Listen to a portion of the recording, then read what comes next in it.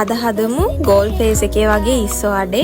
Goal face එකේ දෙන sauce එකත් එක්කම තමයි අද මං හදන්නේ. මුලින්ම සෝස් එක හදන්න සියඹලා දිය කරපු වතුරට ඉඟුරු සුදු ලුණු, මිරිස් කුඩු, ගම් මිරිස් කුඩු, ලුණු කුඩු එකතු කරගන්න. තුන පහ ටිකකුත් එකතු කරලා මේක කලවම් කරලා රිපේ තියාගන්න. දැන් ඒකට පාන් පිටි ටිකක් දිය කරගත්ත වතුරයි සීනි ටිකකුයි දාලා කලවම් කරගන්න.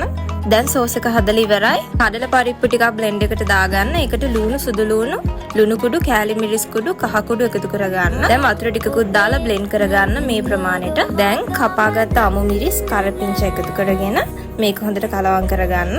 දැන් පාන් පිටි ටිකක් වතුර දිය කරගන්න. ඉස්සෝ ටික වඩේ එකේ අලව ගන්න ඕන නිසා දැන් ඔයාලා කැමති ප්‍රමාණයෙන් වඩේ හදාගෙන මේක බැද ගන්න ගැඹුරු තෙලේ.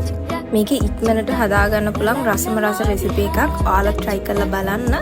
මම වඩේ එක උඩින් කැරට් ලුණු කොළ කපලා දාගන්නවා. ඒ රස ගන්න ඕන හින්දා ඔයාලා try කරලා බලන්න. මේ වීඩියෝ එකට like කරලා